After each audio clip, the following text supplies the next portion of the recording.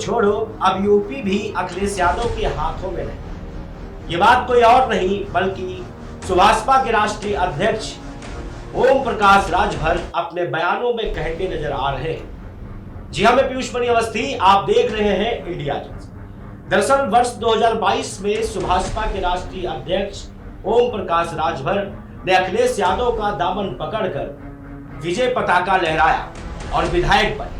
अब उसी के बाद में अखिलेश यादव की कथनी और करनी पर सवाल किया करते रहे और अभी भारतीय जनता पार्टी में शामिल होकर लगातार सुर्खियों में बने रहते हैं। यहां तक उन्होंने साफ साफ कह दिया है कि आने वाली 7 नवंबर को यह फैसला हो जाएगा कि उत्तर प्रदेश की कैबिनेट में उनको एक स्थान मिलने वाला है। ये तो हुई अलग की बात, लेकिन उससे पहले वो आपको बता दें कि अखिलेश यादव पर लगातार ओम प्रकाश राजभर का कटाक्ष कहीं ना कहीं इस बात को दर्शाता है कि अभी कुछ दिन पहले ही, यानी चुनाव से पहले, जो ओम प्रकाश राजभर भाजपा को कटघरे में खड़ा कर रहे थे, अब भाजपा के साथ मिलकर अखिलेश यादव को कटघरे में खड़ा कर रहे हैं। आगे क्या है इनकी मंशा, देखिए आप इस रिपोर्ट में। लोकसभा चुनाव 2024 से पहले यूपी में नेताओं के बीच जुबानी जंग काफी तेज होती जा रही है। सुहेल देव भारतीय समाज पार्टी के प्रमुख ओम प्रकाश राजभर ने समाजवादी पार्टी के अध्यक्ष अखिलेश यादव की पीडीए रैली पर कटाक्ष किया है। राजभर ने बुधवार को कहा कि उनकी सभा जीतने का नारा नहीं देगी, बल्कि दलितों और अल्पसंख्यकों के अधिकार छीनने का नारा देगी। अखिलेश यादव 5 साल तक उत्तर प्रदेश के मुख्यमंत्री रहे, तब उन्हें पिछड़ों, दलितों और अल्पसंख्यकों की याद नहीं आई।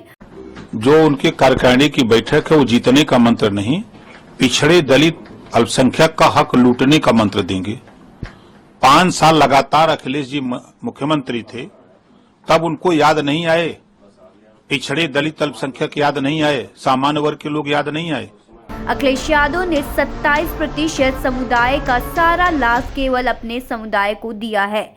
27% आरक्षण का लाभ पिछड़ी जाति में शेष जातियां जितनी हैं, शेष जातियों का हक अकेले अखिलेश जी ने अपनी बिरादरी को दिया है, खुलेआम। वहीं अब फिर से उनके अधिकार छीनने की योजना बना रहे हैं। वास्तव में सपा के पास कोई ताकत नहीं है, यूपी भी उनसे कोसों दूर है, दिल्ली तो छोड़िए। और वही नाम पीडीए का ले लेकर के मुसलमानों का, पिछड़ों का वोट लेकर के फिर वो तैयारी कर रहे हैं कि हम इनका हक कैसे लूटें। और कुछ है नहीं, उनमें दम कुछ है नहीं, वो दिल्ली का जाएंगे। अब यूपी बहुत दूर है, दिल्ली जो कह रहे हैं ना, अब यूपी बहुत दूर है, आप देख लीजिएगा ना। ओम प्रकाश ने कहा कि अखिलेश यादव पीडीए की बात करते हैं तो मुझे वो गाना याद आता है कि लेकर नाम पीडीए का हक लूटा पिछड़ों का। पीडीए की बात करते हैं तो हमको वो गाना याद आता है कि लेकर नाम पीडीए का लूटा हक पिछड़ों का। वहीं उन्होंने योगी कैबिनेट में अपनी जगह पक्की होने को लेकर एक बार फिर बयान दिया है।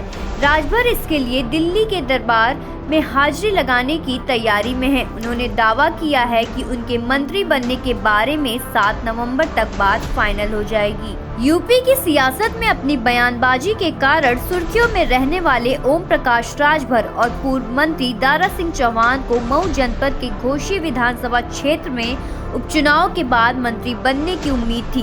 तब कहा जा रहा था कि भाजपा घोसी उपचुनाव में दोनों की ताकत को आजमाने के बाद इस बारे में कोई फैसला करेगी, लेकिन उपचुनाव में दारा सिंह चौहान की करारी शिकस्त के बाद परिस्थितियां बदल गई हैं। हालांकि ओम प्रकाश राजभर इसके बाद भी लगातार दावा करते रहे हैं कि वो और दारा सिंह चौहान मंत्री जरूर बनेंगे।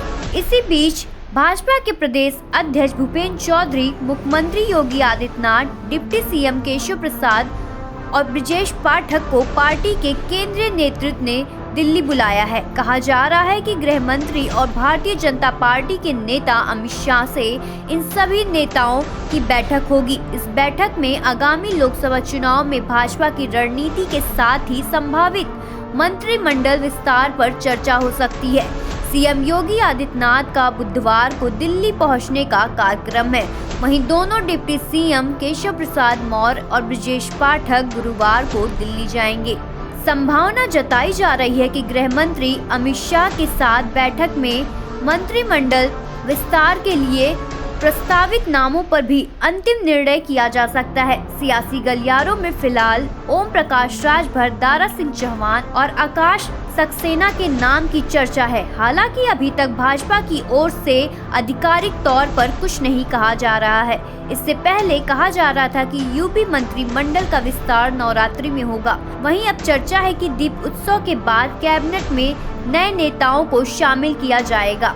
इस बीच अखिलेश यादव ने लोकसभा चुनाव को लेकर अपनी तैयारी तेज कर दी है। उन्होंने बुधवार को पार्टी की नवगठित कार्यकारिणी की बैठक आयोजित की है, जिसमें लोकसभा चुनाव, पीडीए, जातीय जनगणना समेत कई अहम मुद्दों पर चर्चा की बात कही जा रही है। इस बैठक में पार्टी के 300 से ज्यादा प्रमुख पदाधिकारी हिस्सा ले रहे हैं। खबरों से जुड़े रहने के लिए सब्सक्राइब करें हमारा चैनल इंडिया जंक्शन।